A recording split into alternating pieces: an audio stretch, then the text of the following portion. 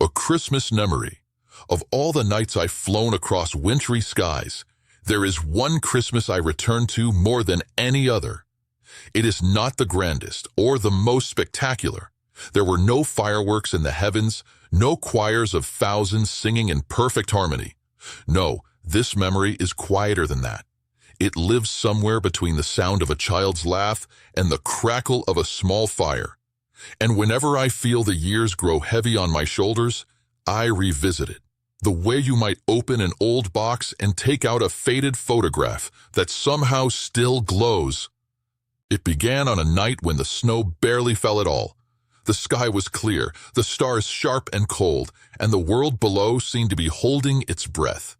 My sleigh skimmed along the edge of the clouds, runners whispering through the air, the reindeer steady and sure. From up there, I saw countless windows lit with soft golden light, each one a little world of its own.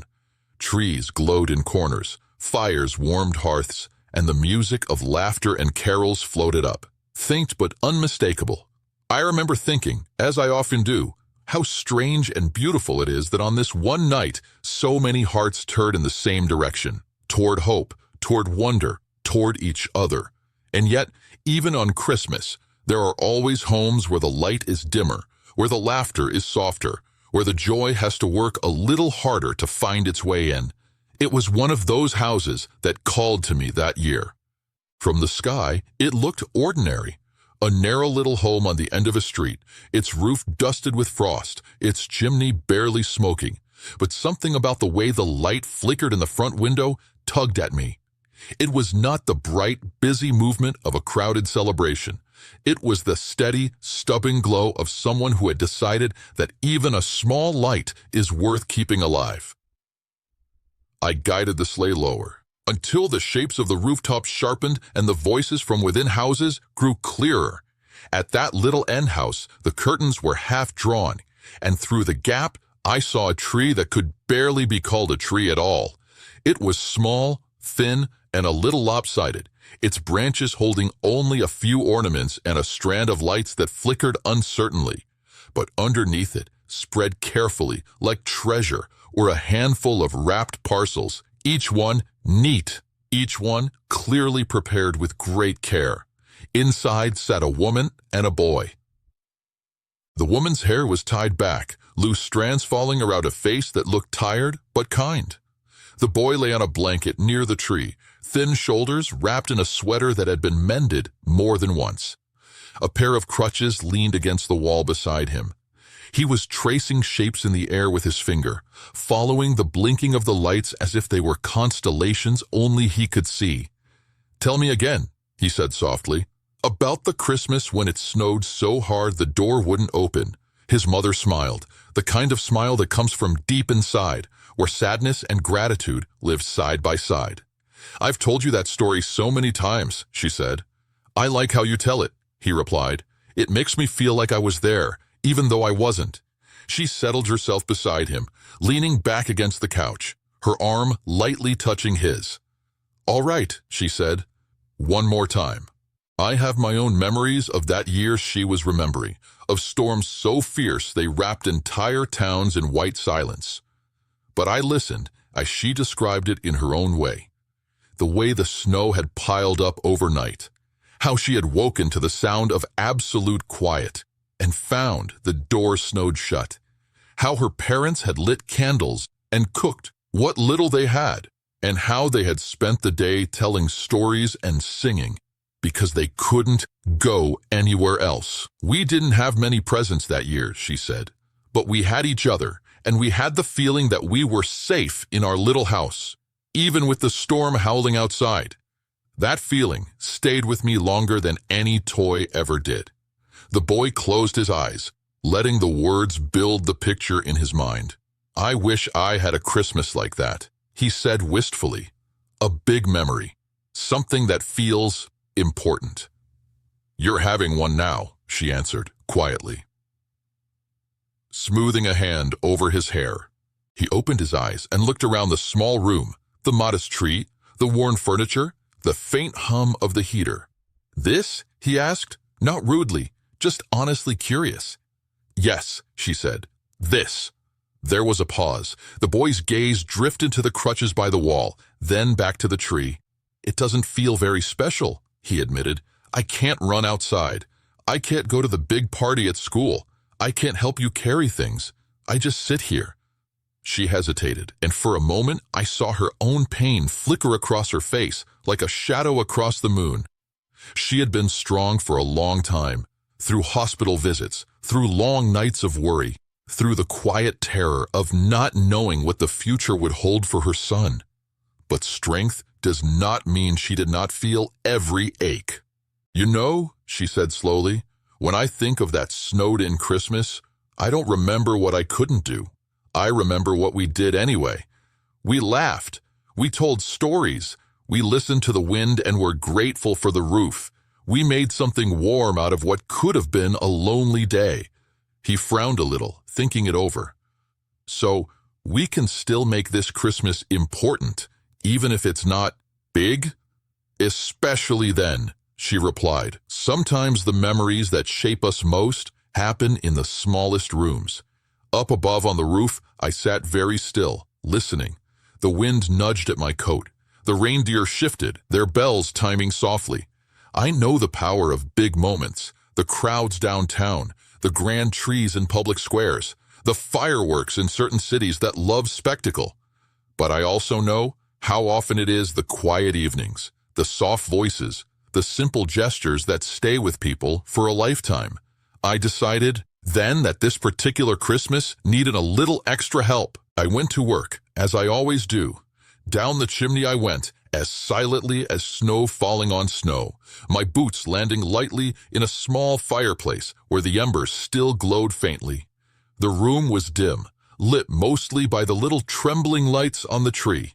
The boy and his mother had moved to the couch, where he rested with his head on her shoulder, his eyes half closed as she spoke of past winters, of silly mishaps and small miracles. I placed the parcels I had brought where they needed to be, checking my list. Yes, the book he'd asked for, full of stories of distant lands, a set of colored pencils and a thick pad of drawing paper, a little wooden train with tracks that curved and looped in ways he could arrange however he liked. For his mother, a shawl soft enough to chase away at least a little of the constant chill, and a small framed picture, blank now, but ready to hold some moment she wanted to keep. As I turned to leave, something tugged at me. On the table lay a notebook, open to a page filled with the boy's handwriting. At the top, he'd written, "Christmas I want to remember." Below, he'd listed wishes, some crossed out, some still waiting. Running down the street without getting tired. A line through it. Going sledding with the kids from school. Another line. Having Mum not worry so much. That one circled 3 times. At the bottom, in smaller letters, he had written, "A memory that makes me feel brave when I'm scared." That part was not crossed out. I stood there for a moment, the words sinking in. A memory that makes me feel brave when I'm scared. I cannot mend every limb or erase every illness. My magic is not that kind. But I do know something about memories. I know how they grow, how they root themselves, how they whisper back to us years later when we need them most. Before I left, I bent close enough that my breath stirred the candle flame on the mantel.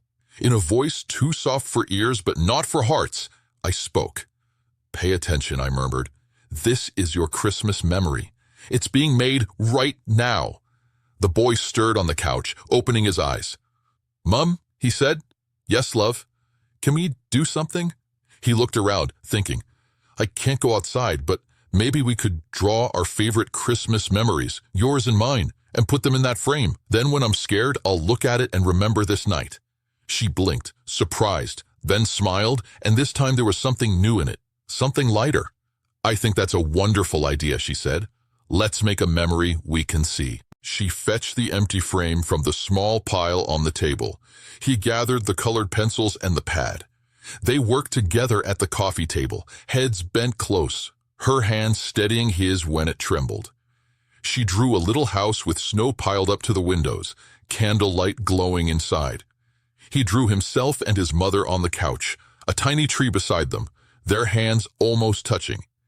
"It's not perfect," he said, looking critically at his own uneven lines. "It doesn't have to be," she replied. "Memories rarely are. They're just true."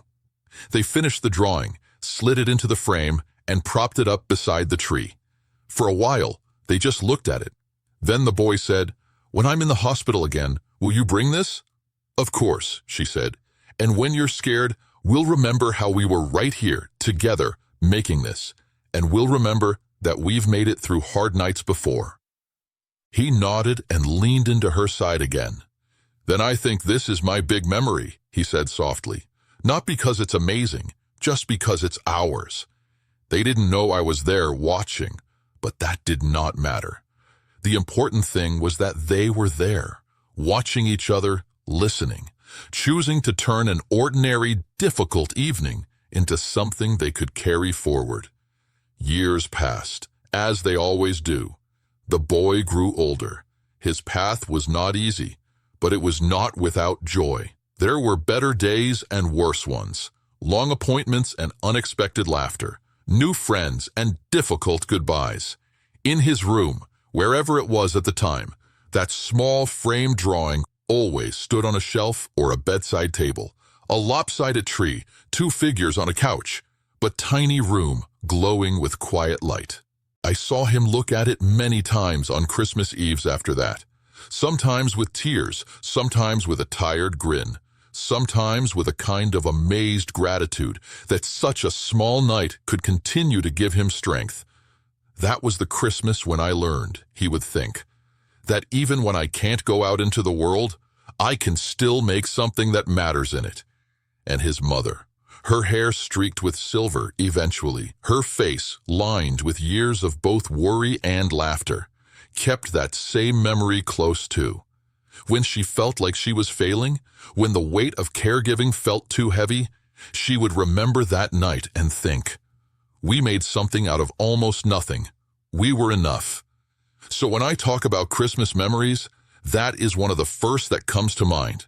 Not the grand ones with enormous trees and mountains of gifts, but the quiet one in a small house at the end of a street, where a tired mother and a fragile boy decided simply to make a moment they could hold on to. You may not realize it now, but this year, this very Christmas, some memory is taking shape in your own life. It might not look spectacular, it might not feel like a story anyone would write down, but someday you may look back and say, "That was the year I learned I was stronger than I thought," or "That was the night we chose each other instead of giving up," or "That was when I discovered that love can fill even the smallest room." If you pay attention, if you are present, if you're willing to make something warm out of whatever you have, then you are already weaving the kind of Christmas memory that will stay with you long after the lights are taken down and the decorations are packed away. And when, in some future winter, you find yourself afraid or lonely or unsure, you can take that memory out, like a small framed drawing on a bedside table, and let it remind you that you've made it through dark nights before, and you are not alone. That, more than anything I can place under a tree, is the gift I hope you keep. Merry Christmas, my friend. May the memory you are making tonight be one that fills your heart with courage for all the winters yet to come.